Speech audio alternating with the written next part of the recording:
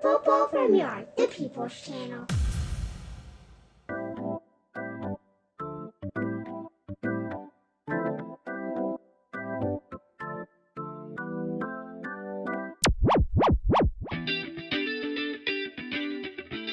Greetings, football from Yard Massive. The Reggae Boyz concluded their two-match tour of Austria with a disappointing 2-1 defeat to Jordan. Jamaica got on the score sheet by way of Cory Burke in the first half with a penalty, and Jordan overcame the boys with second-half goals from Mahmoud Al-Mardi in the 56th minute and Ali Al-Wan 7 minutes later. Reggae Boyz coach Shamar Nicholson made many changes to the lineup against Qatar. Captain Andre Blake returned to goal. Veteran Adrian Marappa maintained his place in central defence, as did Amari Bell at left back. DeSean Bernard received his first start in central defence, and Javane Brown got the start at right back. John Russell and Kevon Lambert were in the centre of the park, with Kaheem Paris on the left and Phillips on the right. Daniel Johnson started the game in a withdrawn attacking role, with Cory Burke playing as a striker. For the second consecutive game, most of the players had an underwhelming performance, and no one can say they made much of a case to move up in the coach's pecking order. It was way too easy for Jordan to get into dangerous areas, and Jamaica had far too many sloppy plays. Andre Blake, despite having 2 goals go by him, was solid on the day. He was under pressure early in each half, and he made a couple great plays to prevent Jordan from racking up more goals. His distribution, with a few exceptions, was very good. Blake was definitely the team's best player on the day. He gets a score of 7. Adrian Marappa's performance was lower than his previous showing. He was involved in a couple reckless turnovers as the team was playing the ball out of its third. His overall defensive spacing didn't look good, particularly when Jordan transitioned from defending to attack. There were too many occasions where Jamaica had the numerical advantage, but would be nullified by Jamaican defenders either clustering together or being too far away from the midfield. He gets a score of 5. DeSean Bernard looked promising in his substitute appearance in the previous match, but in this one he didn't deliver on the promise. His passing was below average, he was slow to close down attackers, and he looked uncomfortable under pressure.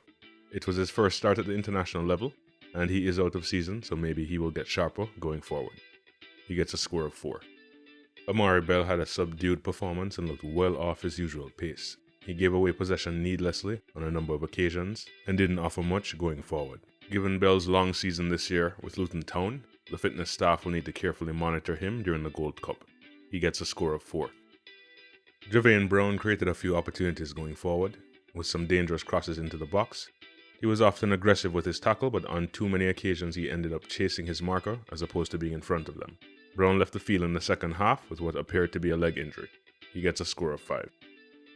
Kevon Lambert was steady for the majority of the game. He gave good defensive coverage and made some timely runs going forward, including winning the penalty for the team. His rotation with the wide players still needs some improvement, and while he wasn't dominant, he definitely didn't play his way down the pecking order like some others did. He gets a score of 6. Jonathan Russell started off the game okay, pushing forward with some good passes, showing a bit of creativity and shielding his defense.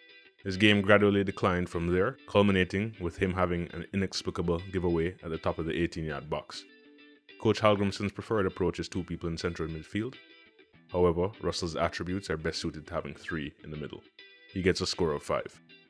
Phillips followed up his great substitute performance in the previous game with a very substandard one, especially in possession.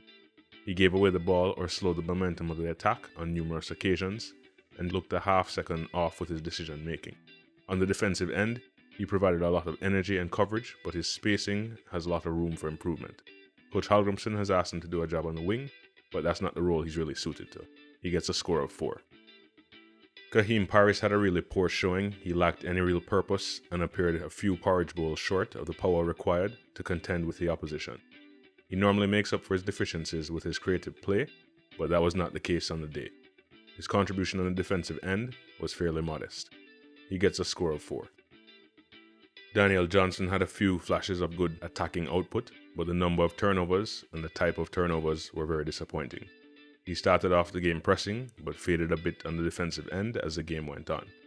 Johnson began the game in an advanced role and shifted to a deeper midfield slot in the second half. His play was more impressive in the former. He gets a score of 5. Cory Burke was able to get onto the score sheet from the penalty spot. He wasn't as precise during open play. The runs into the channels and the overall movement was good, but the dribbling and passing of the football was a tad bit off. Burke provided robust defensive support to the midfield as he usually does, and he gets a slight boost for the goal. He gets a score of 6. Shamar Nicholson entered the second half and looked like a man short on confidence. He had at least 3 opportunities to place the ball on goal, and didn't or was unable to. Unfortunately for him, Jordan scored their goals shortly after some of his substandard plays. He gets a score of 4. Dexter Lambekisa, Richard King, and young Leicester City player Brandon Kovo entered the field in the second half without making much of an impact. DeSean Whisper Richards also entered the fray, and both his raw talent and amateur experience were on display. Whisper is able to cause international players problems, but he's lacking some of the basics at this level. He's likely to improve substantially once he gets into a professional setup. As for the coaching staff, they will be in the lab, fully focused on the Gold Cup and the team's opening match against the USA in Chicago. Coach Hallgrimsson has given lots of reasons for the team's performance to date, some sounding very convincing and others less so. The real deal begins and excuse time is over, and after the Gold Cup, Coach Hallgrimsson will either be praised for his successful experiments or the fanfare going to start blaze. Respect as always, linkage next time.